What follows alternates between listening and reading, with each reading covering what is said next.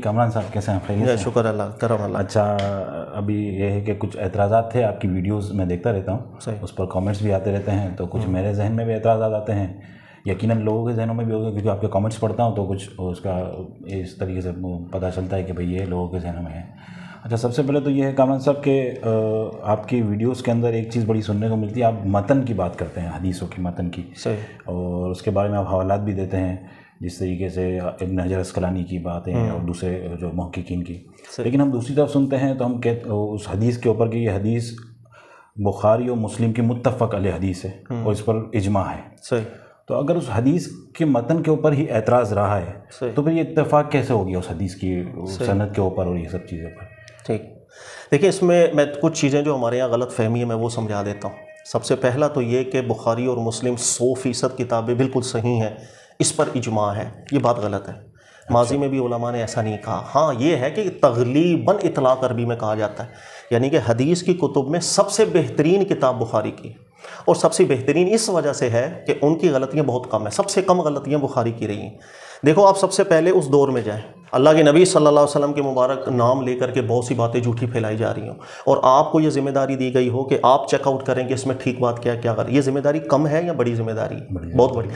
لاکھوں باتیں چل رہی ہیں، ان لاکھوں میں سے آپ چھانٹی کریں، اور چھانٹی کر کے چند ہزار 5-6 ہزار آپ سمجھیں کہ یار یہ ٹھیک ہے، اور اس میں صرف غلطی نکلے 110 روایتوں پہ، انسانی تقاضے، لیکن باقی سب ٹھیک ہوں. ان میں نہ سند کا متن ہے، نہ اس میں سند کا نہ متن کا ایشو ہے. تو سب سے کم غلطیوں کا ریشو امام بخاری کا رہا ہے، اس وجہ سے وہ سب سے بڑا محدث کہلاتا ہے. دوسرے نمبر پہ امام مسلم کو اس لیے کہا جاتا ہے کہ صرف 138 حدیثیں ایسی ہیں کہ جس میں غلطی رہی. 110 امام بخاری کی، 138 نہیں، باقی ہزاروں ٹھیک ہیں. تو اس وجہ سے ایک تغلیبی ایک اطلاق کیا جاتا ہے کہ سب سے بہترین کتاب امام بخاری کی حدیث میں. یہ مطلب کبھی بھی علماء نے نہیں لیا کہ 100% بخاری ٹھیک ہے. دیکھیے گا امام بخاری نے جب کتاب لکھی، ابن مدینی کے پاس گئے، انہوں نے بھی اپنی کچھ غلطیاں بتا دی. تو یہ تو سلسلہ شروع سے چلتا رہا، یہ دعویٰ کبھی بھی نہیں رہا اس کا. تو یہ سب سے پہلے جو اجماع ہے کہ بخاری پوری ٹھیک ہے، اجماع ہے کہ مسلم پوری ٹھیک ہے، یہ بالکل غلط ڈائیلاگ ہے جو ہمارے یہاں عموماً استعمال کیا جاتا ہے. شروع سے علماء کلام کرتے رہے ہیں اس کی 110 حدیثیں. تو اچھا، امام بخاری پر جو شرح لکھی ہے ابن حجر عسقلانی نے، اس کے مقدمے میں ہی لکھتے ہیں کہ بہت بڑے محدث گزرے ہیں، لیکن بخاری میں 110 حدیثیں ایسی ہیں جس میں پرابلم ہے، وہ ہم اس حدیثوں کے متن پہ جا کے کلام کریں. تو یہ کیسے ہم کہہ سکتے ہیں کہ بھائی اجماع ہے کہ 100% بخاری ٹھیک ہے یا مسلم ٹھیک ہے؟ تو یہ جملے ہیں جو ہمارے یہاں پھیلے ہوئے مناسب جملے نہیں ہیں. اچھا، دوسرا یہ ہے کہ جیسے یہ متن کی بحث جو ہوتی ہے، یہ دیکھا ہے کہ دور حاضر میں صرف ایک آپ اکیلے ہی نظر آتے ہیں. حاضر کے دور میں جو آپ اکیلے، بھلے صاحب اپنا اس پہ وہ دیتے ہیں دلائل کہ علماء کرام نے اس پر بحثیں کی، لیکن ابھی حاضر وقت میں آپ کے علاوہ یہ کون ہے جو متن کی بحث کرتا ہے؟ اگر ہم اپنے اطراف میں دیکھتے ہیں، دوسرے علماء کرام کو سنتے ہیں، یقیناً سننا چاہیے، تو وہاں سے تو کبھی یہ بات نہیں آئی، آج تک کبھی ہم نے نہیں سنی. دیکھیں پاکستان میں، انڈیا میں تھوڑا سا فقدان اس کا ہے، میں بھی اس کو مانتا ہوں، لیکن پاکستان انڈیا سے اگر آپ ہٹ جائیں تو عرب کے اندر کون سا ایک محقق ایسا ہے کہ جو متن پہ کلام نہیں کرتا؟ مصر کے وہاں پہ بھی کر رہے ہوتے ہیں، کویت کے علماء، قطر کے علماء، مدینہ کے، مکہ کے. میرے خود اساتذہ مدینہ منورہ کے ہیں، زاہم صاحب، میں نے انہی سے پڑھا ہے. وہ سند اور متن دو یہی بحث ماضی کے علماء کی ملتی ہیں. ناصر الدین البانی صاحب نے سلسلہ صحیحہ اور ضعیفہ لکھا ہے، بڑا نایاب ہے. اس میں بھی آپ دیکھیں سلسلہ ضعیفہ کے اندر بہت سی حدیثیں ایسی لے کر آئے ہیں، سند اس کی صحیح ہے، متن میں پرابلم تھی، وہ لکھ کے گئے ہیں اس کا متن ٹھیک نہیں ہے. تو محققین کا یہ طریقہ شروع سے چلتا ہوا آیا. ابن حجر عسقلانی آج کے تو نہیں، ماضی کے علماء ہیں نا. اچھا، خطابی آج کے تو نہیں، حافظ عراقی آج کے تو صدیوں پرانے، وہ سب اپنی کتابوں کے اندر یہ بحثیں کر کے جا چکے ہیں. اور انہوں نے جو ایک ایسٹیمیٹ بنایا 110 حدیثوں کا، وہ بالکل زبردست. سب سے پہلے یہی پڑھانی چاہیے کہ بھائی جب آپ بخاری پڑھیں تو آپ کے ذہن میں ہونی چاہیے کہ کون سی 110 روایات ہیں کہ جس کے متن میں تھوڑا پرابلم ہے. باقی آپ اعتماد کریں اور سب ٹھیک ہے، سند میں بھی متن میں. ہاں، اگر آپ کو کوئی سوال آ رہا ہے کہ آپ کو لگ رہا ہے کہ مجھے تو لگ رہا ہے متن میں ٹھیک نہیں، آپ پوچھ لیں، وہ علماء کلیئر کر چکے ہوئے ہیں کہ کیسے اس کا متن بالکل ٹھیک ہے. تو پاکستان میں فقدان ضرور ہے کہ یہاں اور ایک عموماً یہی ڈائلاگ سننے کو ملتا ہے، حدیث کی سند ٹھیک ہے تو حدیث صحیح ہے. تو میں یہ نہیں کہہ سکتا کہ یہاں پر ایسا کیوں ہے، لیکن پاکستان بر صغیر سے ہٹ کے آپ عرب میں چلے جائیں، بالکل وہاں پر کلام کیا جاتا ہے. اچھا سر، ضمن چلے اسی سے نکالتے ہیں، اسی سے ایک سوال نکلتا ہے کہ ایسی کوئی حدیث ہے کہ ماضی میں تمام علماء کرام اس کے متن پر کوئی اعتراض نہیں کیا، انہوں نے سب نے اس کو صحیح اور متن کے اعتبار سے، آج کا کوئی شخص عالم کھڑا ہو کر اس کے متن پر اعتراض کرے تو کیا اس کی بات ویلڈ کہلائے گی؟ بالکل، اگر وہ بالکل ویلڈ بات کر رہا ہے، ٹھوس بات کر رہا ہے، وہ ایکسیپٹیبل ہوتی ہے۔ 1500 سال بعد آج اس پر میں آج کے دور کی آپ کو مثالیں چند دے دیتا ہوں۔ محمد بن صالح عثیمین صاحب میرے استاد کے استاد ہیں، میں اکثر ان کے حوالے بھی دیتا ہوں، اس لیے کہ وہ متن حدیث کے اتنے ایکسپرٹ گزرے ہیں کہ اگر آپ ان کی تفسیر قرآن پڑھیں گے آپ کو خود پتہ چل جائے گا کہ ہر وہ آیت جس کے تحت کوئی روایت لا کر بات کی جا رہی ہوتی ہے نا، وہ اس کے متن کو پہلے کلیئر کرتا ہے، اور اتنی روایتوں کو انہوں نے پوائنٹ آؤٹ کیا ہے کہ یہاں ماضی میں شاید توجہ نہیں گئی ہے۔ میں مثال آپ کو دیتا ہوں، جیسے حضرت نوح علیہ السلام کے حوالے سے بخاری کی حدیث حضرت عبداللہ ابن عباس سے یہ روایت ہے، وہ کہتے ہیں کہ حضرت نوح علیہ السلام کی قوم میں کچھ نیک لوگ تھے جو آپ پر ایمان لائے، جب ان کا انتقال ہو گیا تو اس کے بعد کیا ہوا، آگے آنے والوں نے ان کی قبروں پہ یادگار کے لیے تصویریں بنا لی، پھر آہستہ آہستہ تعظیم میں مبالغہ ہوا تو شرک میں مبتلا ہو گئے۔ یہ بڑی مشہور روایت ہے، آپ نے سنی ہوگی، امام بخاری لائے عبداللہ ابن عباس۔ سورہ نوح کی تفسیر کرتے ہوئے محمد بن صالح عثیمین صاحب نے جب اس روایت کو لکھا اور کہا کہ نہیں، قرآن سے اس کا متن کلیش کر رہا ہے، کہ اللہ نے قرآن میں ذکر فرمایا کہ جن بتوں کی قوم نوح عبادت کر رہی تھی نا، ودّا والا سوا والا یغوث و یعوق و نصرہ، جن کے نام بھی قرآن نے ذکر کیا ہے، اللہ کے نبی حضرت نوح علیہ السلام کو جب اللہ نے مبعوث کیا تھا وہ آلریڈی پہلے سے ہی ان بتوں کی عبادت کر رہے تھے۔ حضرت نوح علیہ السلام نے ڈائریکٹلی ان کو منع کیا تھا کہ آپ شرک کا کام کر رہے ہیں۔ قرآن یہ چیز ذکر نہیں کر رہا کہ حضرت نوح علیہ السلام کی قوم میں کوئی نیک لوگ تھے، ان کا بعد میں انتقال ہوا تو ان کا نام ود سوا یغوث وغیرہ رکھ کے لوگوں نے بعد میں عبادت کی، وہ پہلے سے عبادت ہو رہی تھی اور حضرت نوح علیہ السلام نے آ کر ان کو منع کیا۔ تو اس حدیث کو ماضی میں کوئی مثال آپ کو نہیں ملے گی کہ کوئی ایک محقق بھی ایسا ہو کہ جس نے کہا ہو کہ عبداللہ ابن عباس کی اس روایت کا متن غلط ہے، لیکن محمد بن صالح عثیمین صاحب نے اس پر اعتراض کیا کہ قرآن الگ بات کر رہا ہے، یہ روایت الگ بات کر رہی ہے۔ ہاں یہ ہو سکتا ہے کہ بعد میں بھی نیک لوگ ایسے ہوں کہ جن کی تعظیم میں مبالغہ کیا ہو، بعد میں ان کی بھی عبادت کر لی ہو، لیکن جن بتوں کی بات قرآن کر رہا ہے وہ پہلے سے ہی چلتا ہوا آ رہا تھا، قرآن یہ بات کر رہا ہے۔ تو اب یہ ایک مثال میں نے آپ کو دی، اس کے علاوہ بہت سی مثالیں اور بھی میں دے سکتا ہوں، جیسے قرآن پاک کی وہ آیت ہے کہ اللہ کے نبی علیہ الصلوۃ والسلام نے جب فرمایا مباہلہ کے لیے کہ ندعو ابناءنا وابناء، ہم اپنی بیٹوں کو لاتے ہیں تم اپنے بیٹوں کو لاؤ، ہم اپنی بیٹیوں کو لاتے ہیں تم اپنے بیٹوں کو لاؤ، اس کے اوپر ایک حدیث روایت کی جاتی ہے اور بہت معتبر وہ روایت ہے کہ اللہ کے نبی علیہ الصلوۃ والسلام نے فاطمہ الزہرا کو لیا، حضرت علی کو لیا اور فرمایا یہ ہمارے گھر والے، تم اپنے گھر والوں بیٹیوں بہنوں کو لاؤ، مباہلہ ہوگا۔ اس کے متن پر اعتراض کر کے گئے محمد بن صالح، اس لیے کہ قرآن پاک تقاضا کر ہی نہیں رہا کہ یہاں بیٹوں کی بات چل رہی، سگے بیٹوں کی بات نہیں، قوم کی بات چل رہی، ہم اپنی قوم کے بیٹوں بیٹیوں کو بلاتے ہیں، تم اپنی قوم کے بیٹوں بیٹیوں کو بلاؤ۔ اس کی وجہ یہ تھی کہ وہ جو قافلہ وہاں آیا ہوا تھا اہل کتاب کا، وہ اپنی فیملی کے ساتھ تو آیا ہوا ہی نہیں تھا۔ جب وہ فیملی کے ساتھ نہیں آیا اور اگر قرآن کی آیت ہمیں یہ کہہ رہی ہوتی نا کہ اپنے سگے بیٹوں اور بیٹیوں کو بلاؤ، وہ سب سے پہلے اعتراض ہی کرتے تمہارے اللہ کو یہ نہیں پتہ فیملیوں کے ساتھ تو یہاں ہی نہیں ہے، فیملی تو ہماری وہ الگ ہے، تو آپ کے اللہ کو یہی نہیں پتا ہم اپنے بیٹوں بیٹیوں کو کہاں سے لے کر آئیں۔ اس لیے انہوں نے اعتراض کیا کہ قرآن کی آیت قوم کے بیٹوں اور بیٹیوں کی بات کر رہی ہے، روایت الگ بات کر رہی ہے۔ ماضی میں دیکھ لیں کوئی مثال نہیں ملے گی کہ اس روایت پر آبجیکشن کسی نے کیا ہو، تو آبجیکشن کیا جا سکتا ہے، یہ فن چلتا ہے، ماضی میں بھی اس کی مثالیں ملیں گی۔ جیسے ابن حجر اسقلانی نے کچھ حدیثوں پر اعتراض کیا اس کے متن پر کہ ابن حجر اسقلانی سے پہلے 700-800 سال تک کبھی کسی نے نہیں تھا کیا۔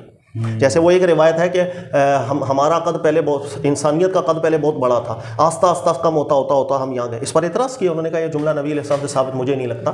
ماضی میں جتنی بھی تاریخی اقوام ہیں ان کو اسٹڈی کر لیں، پڑھ لیں، ان کے گھروں کو دیکھ لیں، آثار جو نکلتے ہیں وہ اسی طرح کی تقریباً قدوں کے ملتے ہیں۔ ہم یہ نہیں کہہ سکتے کہ ہزاروں سال پہلے جو 100 فٹ قد تھا اور اب آہستہ آہستہ کم ہو، یہ مشہور بھی ہے، یہ مشہور بھی، لیکن اس پر اعتراض کیا تھا انہوں نے۔ قبر بھی تو یہ فن چلتا ہے، یہ قبریں بھی ہیں وہ، لیکن وہ سب فیک ہیں۔ یہ جو 100 گز لمبی قبر حضرت آدم علیہ السلام، یہ سب فیک قبریں ہیں۔ ایک پاکستان میں ہے، ایک پہلے جدہ میں تھی، وہ تو انہوں نے گرا دی ہے، پاکستان والوں نے آج تک سنبھال کے رکھی ہوئی ہے، یہ بدقسمتی ہے ہماری۔ اور یہ اس حدیث سے بھی پنجتن نکالتے ہیں جو آپ نے ابھی بتائی کہ مباہلے کے لیے جو لے کر آئے تھے نبی، پنجتن کا لفظ اس سے یہاں سے نکالتے ہیں، اسی سے نکالتے ہیں، لیکن وہ قرآن کی تشریح نہیں بنتی ہے روایت۔ ہاں نبی علیہ السلام کے اہل بیت یہ ہیں، اس میں اختلاف نہیں ہے، لیکن یہ جو حدیث ہے اس قرآن کی شرح ہے، یہ نہیں ہم کہہ سکتے، قرآن الگ بات کر رہا ہے۔ تو آج بھی ایسے محقق بالکل آ سکتے ہیں جو کسی روایت کے متن پر اعتراض کر سکتے ہیں کہ ماضی میں توجہ ان کی نہ گئی ہو۔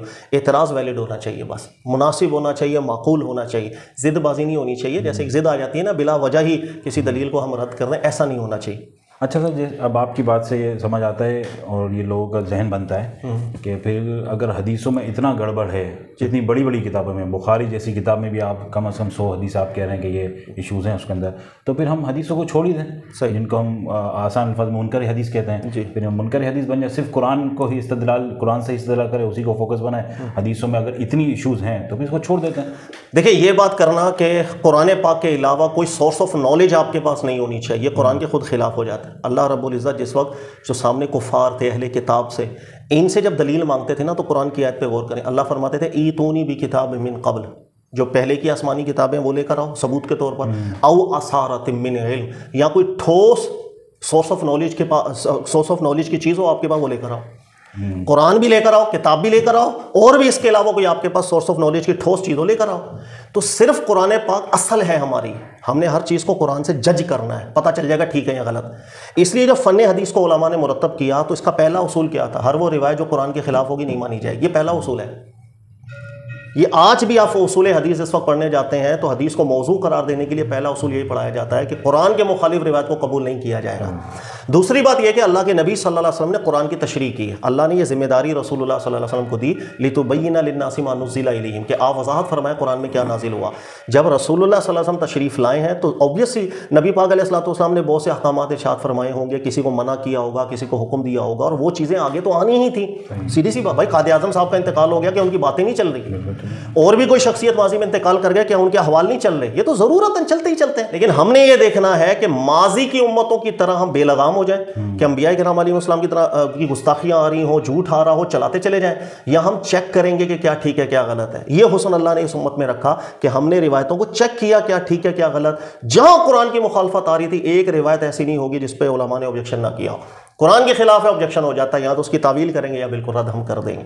اس لیے بہت سی روایات ایسی ہوتی ہیں جو حدیث کی، جس کو میں بات کروں روایتوں کے اندر، جس کو قبول کرنا ضروری ہوتا ہے، جس کے بغیر آپ اکثر مفسرین کو دیکھیں گے قرآن کی تشریح غلط کر کے چلے جاتے ہیں۔ وہاں ضرورت تھی، اللہ کے نبی علیہ السلام کا بیان اللہ نے محفوظ بھی رکھا، ہم تک پہنچا بھی ہے۔ تو ایبسولوٹلی یہ کہہ دینا کہ یار حدیثوں کی ضرورت ہی نہیں ہے، اس کی مثال یوں ہی سمجھیں، اس دنیا میں مذاہب کتنے ہزاروں کی تعداد میں ماضی میں گزرے، آج سب کے پاس کوئی نہ کوئی ایک دینی کتاب ہے۔ اچھا سب غلط ہیں یا نہیں؟ مسلمانوں کا کیا دعویٰ ہے؟ ہر اس آسمانی کتابوں کا جو دعویٰ کرنے والے مذاہب ہیں سب میں تحریفات ہو چکی ہیں، سب میں ہم سب کو چھوڑ دیتے ہیں، صرف کس کو مانتے ہیں؟ قرآن ایک کو۔ ایسا ہی ہے، آپ کوئی اٹھ کے بولے بھائی جب اتنی گڑبڑیں ہیں آسمانی کتابوں میں تو سبھی چھوڑ دو، یہ اس کا دعویٰ ٹھیک ہوگا؟ ہم کہیں گے ایسا نہیں ہے، سب غلط ہیں، ایک ٹھیک ہے، ہم ٹھیک کو مانیں گے۔ اسی طرح حدیث میں جو گڑبڑ ہے اس کو نکالیں گے، جو ٹھیک ہے اس کو تو مانیں گے، اس کو ہم کیسے رد کریں؟ اس کو رد کرنے کا مطلب ہے کہ قرآن جس کی تصدیق کر رہا ہے آپ اس قرآن کو رد کر رہے ہیں۔ دیکھو حدیثیں دو طرح ہیں، قرآن کے مطابق ہے یا مخالف ہے۔ اگر تو مخالف ہے آپ پر واجب ہے کہ آپ چھوڑ دیں، لیکن اگر مطابق ہے تو آپ پر لازم ہے کہ آپ مانیں، اس لیے کہ آپ اس کو نہیں، اصل میں آپ قرآن کو مان رہے ہو۔ تو قرآن کی مطابقت میں آنے والی روایتوں کو بھی جب بندہ کہتا ہے میں نہیں مان رہا، تو اصل میں قرآن پر اعتراض کر دیتا ہے۔ یہی وجہ ہے کہ حدیث میں دو کیٹیگریز بنانی ضروری ہے، ورنہ نعوذ باللہ ہم انڈائریکٹلی قرآن پر ہی اعتراض کر رہے ہیں، یہ مسئلہ ہے۔ چلیں سر ٹھیک ہے، یہ سمجھ آ گیا کہ حدیثوں پر عمل کرنا بھی ضروری ہے۔ اب آپ یہاں بتائیں کہ جس طریقے سے آپ کہتے ہیں کہ صوفیہ کی کتابوں میں جو گڑبڑ ہے، جو خرافات ہیں، یا تو ان کتابوں کو چھوڑ دیں یا کم از کم ایٹ لیسٹ اس کتابوں سے یہ سب چیزوں کو نکال دیں۔ اب آ جائیں حدیثوں کی کتابوں پر، امام بخاری میں خود آپ کہہ رہے ہیں کہ بخاری میں 100 سے زیادہ جو نا حدیثیں ہیں، تو پھر ان کو نکال دینا، پھر کتابوں میں کیوں رکھا ہوا؟ اسی سے تو گڑبڑ آگے بڑھ رہی ہے۔ یہ بہت ویلڈ آپ کا پوائنٹ۔ دیکھیں ماضی اور آج کا دور دونوں میں پہلے فرق ہم سمجھ لیں۔ اگر ہم ماضی کو اسٹڈی کریں، جب محققین علماء موجود تھے وہ پابندی لگاتے تھے کہ عوام الناس براہ راست روایات کی طرف نہیں جائیں گی، یہ ایک پابندی تھی، کتابوں میں بھی ملتی ہے، بلکہ صریح جملے ملتے ہیں کہ حدیث کی راہ گمراہ کر دے گی اگر آپ نے ٹھیک طریقے سے نہیں پڑھا۔ تو اس وقت کی عوام میں یہ بالکل ایک مادہ راسخ تھا، علماء سے رہنمائی لے رہے تھے اور عمل کر رہے تھے۔ جیسے جیسے دور آگے چلا گیا نا، اب دیکھیں ہمارے پاس گیجٹس اتنے ہیں کہ ہم بہت کچھ پڑھ لیتے ہیں، لوگ گھروں میں بیٹھ کر کے 360 کھولا اور حدیثیں پڑھنا شروع ہو گئے۔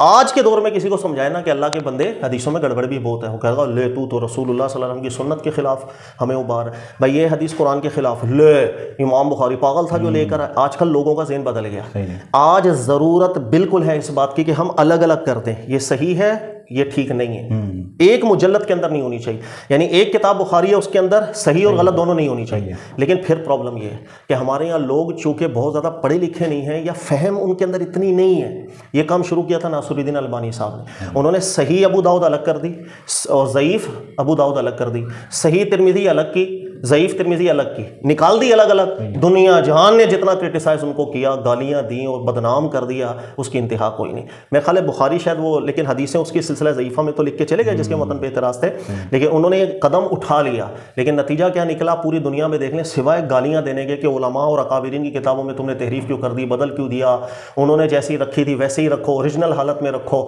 تو ہمارے یہاں لوگوں کی پتہ نہیں عجیب و غریب ذہن بھی ہے، اگر کوئی عالم ایک اچھا کام کرنے جاتا بھی ہے اس کو بھی اتنی تنقید کا نشانہ بنا دیتے ہیں. لیکن بہرحال یہ کام شروع ہے, عرب کے علماء میں سے بہت انہوں نے کر بھی دیا ہوا ہے.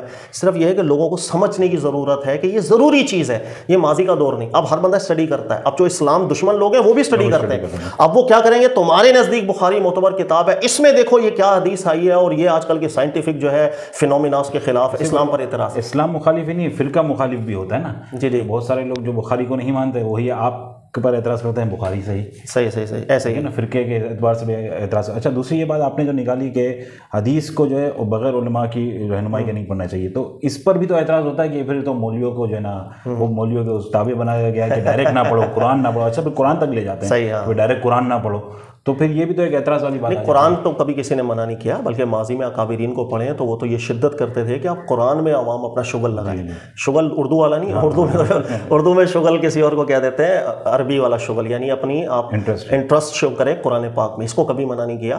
حدیث کی راہ کو اس لیے وہ منع کرتے تھے کہ براہ راست رسول اللہ صلی اللہ علیہ وسلم سے سنی باتیں نہیں ہیں, انڈائریکٹ باتیں, انسانی دخل ہے, اس میں صحیح ہے غلط ہے, کیا ٹھیک کیا غلط. کبھی کبھی ایک حدیث ہوتی ہے 10 الفاظ پر مشتمل, اس کے اندر ایک جملہ گڑبڑ کا ہوتا ہے, 9 باتیں ٹھیک ہوتی ہیں, ایک جملہ گڑبڑ کا ہوتا ہے. اس کو بھی علماء کیٹیگرائز واضح کرتے ہیں بالکل کہ بھئی یہ جملہ ٹھیک نہیں ہے. لیکن عوام کو کیسے پتہ چلے گا کہ یار یہ پوری روایت میں ایک جملہ غلط آ رہا ہے؟ وہ فرق نہیں پہچان سکتی ہے. کبھی کبھی ہوتا ہے 2 الگ مختلف واقعات ہوتے ہیں, ان 2 مختلف واقعات کو ایک واقعہ بنا کر راوی بیان کر دیتا ہے, اس کو بھی علماء واضح کرتے ہیں یہ بات الگ واقعہ ہے, یہاں سے آگے الگ واقعہ شروع ہو رہا ہے. عوام کو نہیں پتہ چلتا. حدیث کے معاملے کے اندر میرا بھی بالکل واضح موقف یہ ہے کہ عوام خود پڑھے گی, ان کو پتہ بھی نہیں چلے گا وہ کہاں جا رہی. وہ حدیث پڑھ لے گی حضرت ابراہیم علیہ السلام نے 3 جھوٹ بولے, نعوذ باللہ, اللہ کے نبی کو جھوٹا بنا دیں گے. قرآن کہہ رہا ہے انہ کان صدیقا نبیا, حضرت ابراہیم علیہ السلام سے زیادہ سچا کوئی نہیں. اور صدیق کس کو کہتے ہیں؟ خود رسول اللہ صلی اللہ علیہ وسلم سے جو حدیث سند اور متن میں ثابت ہے وہ دیکھیں. حدیث کہتی ہے کہ جب ایک انسان اتنا سچا ہو کہ زندگی میں جھوٹ ہی کبھی نہ بولا ہو, اللہ کی بارگاہ میں اس کو صدیق کہا جاتا ہے, یعنی جھوٹ نام کی اس کی زندگی میں کوئی چیز نہ ہو. اللہ ابراہیم علیہ السلام کو صدیق بولیں, اور میں ایک روایت کی بنیاد پر بول دوں تو انہوں نے تو 3 دفعہ جھوٹ بولا, وہ تو جھوٹے تھے نعوذ باللہ من ذالک. اب آپ مجھے بتائیے کہ وہ لوگوں کو تو نہیں سمجھ میں آ رہی. ہاں علماء نے تعویلات کی ہیں, 2 ہی علماء کے مذہب رہے ہیں, قرآن کے خلاف بات ہوتی تھی یا بالکل رد کر دیتے تھے, یا اس میں تعویل کر دیتے تھے کہ عرب کے اندر اس لفظ کے دیگر میننگز بھی اگر ہوتے ہیں تو اس کو وہاں پر لے جاتے تھے. عوام کو کیا پتہ چلے گا. اسی طرح ایک اور روایت آ جاتی ہے حضرت ابراہیم علیہ السلام نے وہ شک کیا ایمان میں, ہم بھی زیادہ شک. اب یہ جملہ بظاہر قرآن پاک کے اتنے مخالف ہے, اگر نبیوں کو شک آ گیا تو آپ اور میں کس کھیت کی مولی ہیں. یہ وہ روایتیں جس کے متن پہ علماء اعتراضات کرتے جا چکے ہیں کہ قرآن کے خلاف ہے. ایک عام بندے کو کیسے پتا چلتا؟ مجھے بھی نہیں پتا چلتا. بہت سی روایتیں ایسی ہیں جس کو میں پڑھتا ہوں, جب تک میں محققین علماء کو چیک آؤٹ نہ کر لوں کہ انہوں نے اس کے متن کے حوالے سے, مجھے خود نہیں پتا چلتا. کبھی کبھی بالکل ٹھیک لگ رہا ہوتا ہے فلاں قرآن کی آیت کے مطابق ہے, لیکن جب اس کے ایکسپرٹس کو پڑھتا ہوں وہ ایسا ایپ بیچ میں سے نکالتے ہیں کہ ہمارے وہم و گمان میں بھی نہیں ہوتا. عوام کیسے یہ کر سکتی ہے؟ تو حدیث بالکل الگ چیز ہے, قرآن الگ چیز. قرآن سے کبھی کسی نے منع نہیں کیا ہے. قرآن میں تو جتنا شغل آپ لگائیں گے اتنی زیادہ مہارت حدیث میں ہوگی. سب سے بڑا محدث وہ جس کو قرآن جتنا زیادہ آتا ہے, کیونکہ جس کو جتنا زیادہ قرآن آئے گا وہی پکڑ سکتا ہے کہ حدیث کے متن میں اعتراض بن رہا ہے یا نہیں بن رہا. اگر قرآن پر ہی مہارت نہیں ہے وہ کیا اعتراض نکالے گا وہ یہ قرآن کے خلاف ہے یا نہیں ہے. اس لیے یہ بھی محدثین لکھتے آئے ہیں کہ جو جتنا قرآن کا زیادہ ماہر ہے وہ اتنا روایات کو حل کرنے کا ماہر ہوگا. اس کا الٹ نہیں ہو سکتا کہ قرآن کبھی پڑھا ہی نہیں اور آپ بولو میں حدیث کا ماہر ہو جاؤں, ایسا نہیں ہو سکتا. اچھا کامنا صاحب, تھوڑے سے سخت سوالات کی طرف میں جو نا وہ آتا ہوں, کیونکہ وجہ یہ ہے آپ کے پاس آنے کی کہ دیکھیں لوگوں کے ذہنوں میں یہ ہے, اور ہم بھی یہ سوچتے ہیں کہ آپ زبانی جمع خرچ بہت کرتے ہیں. مطلب آپ کہتے ہیں کہ یہ غلط یہ غلط یہ غلط. جس طرح ابھی آپ نے کہا کہ بخاری کی صحیح حدیث اور ضعیف حدیثوں کو الگ الگ کرنا چاہیے. اب کرنا چاہیے اور کرنے میں فرق ہے, آپ خود ہی یہ کر لیں. اسی طریقے سے ضمن یہ ساتھ یہ بھی کر دوں کہ آپ کہتے ہیں کہ بھائی فرقہ واریت بری چیز ہے, بہت اچھی لگتی ہے آپ کی باتیں, لیکن گراؤنڈ ریئلٹی ہم دیکھتے ہیں تو یہ عملی طور پر کوئی نہیں کرتا ہے. ہر کوئی اپنے اپنے فرقے کے اندر ہی رہ کر کچھ نہ کچھ کر رہا ہے. لڑائی بھی کر رہا ہے تو فرقے کی وجہ سے, اور دوستیاں بھی کر رہا ہے تو فرقے کی وجہ سے.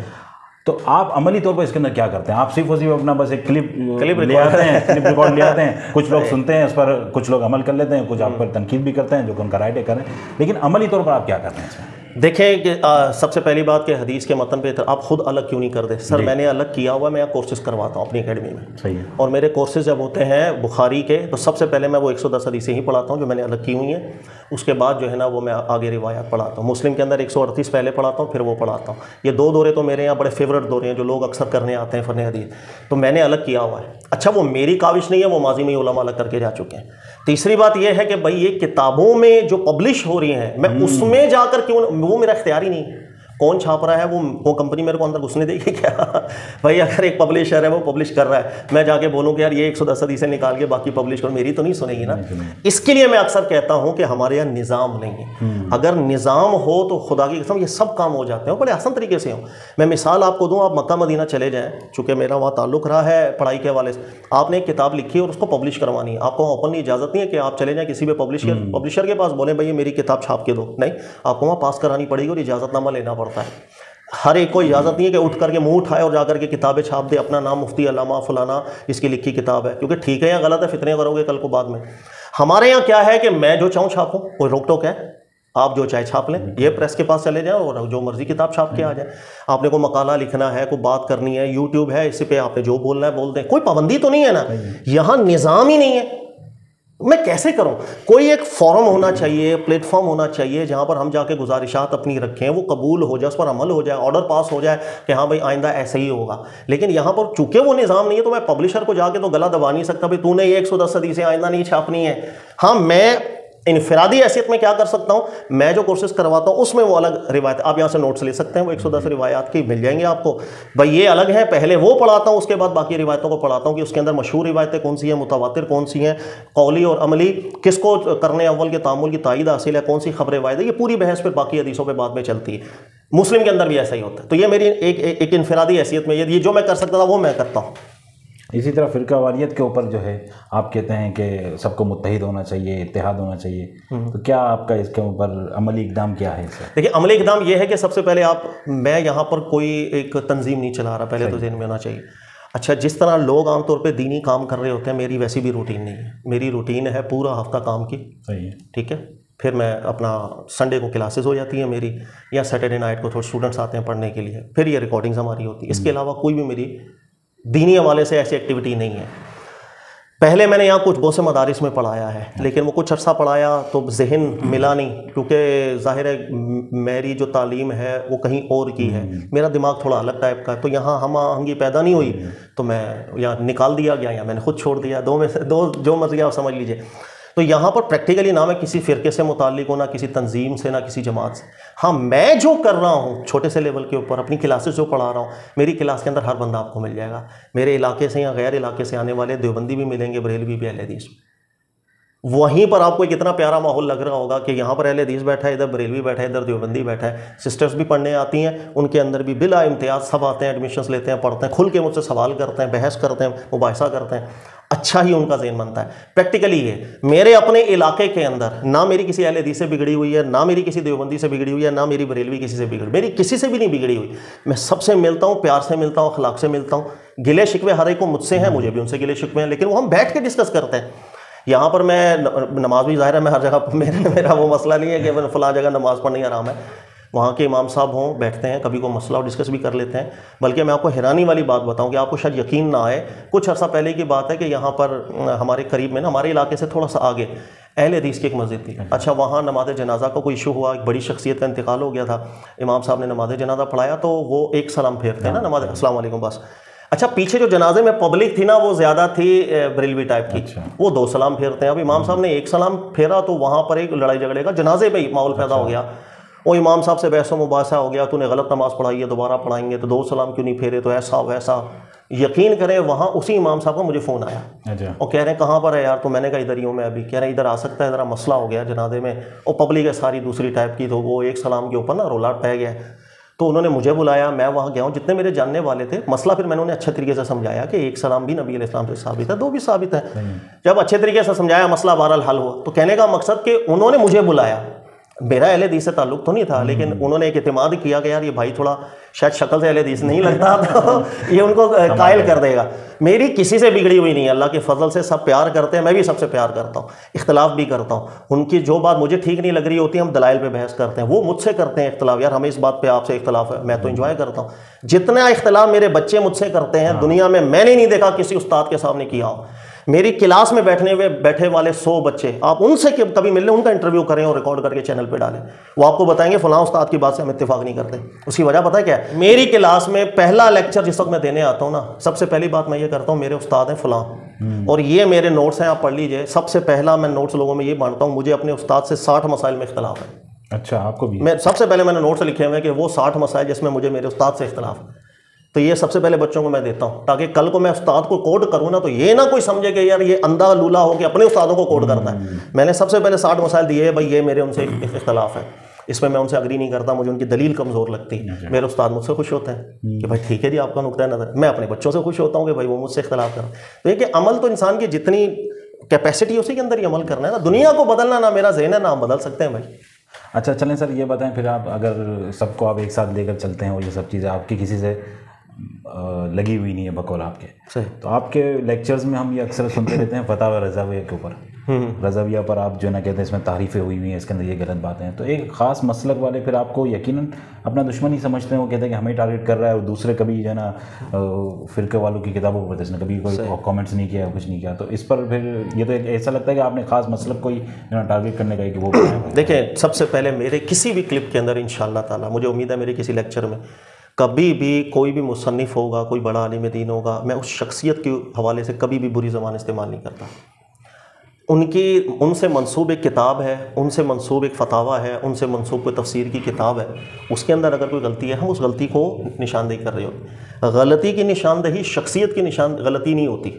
ممکن ہے تحریف ہوئی ہو، ممکن ہے وہ کچھ اور کہنا چاہ رہے ہو، ہم نہیں سمجھ پا، کچھ بھی ہو سکتا ہے. تو میں نے کبھی بھی کسی عالم دین کو بری نظر سے نہیں، نہ ان کو برے القابات سے نوازا ہو، چاہے وہ کسی فرقے کے بڑے عالم دین.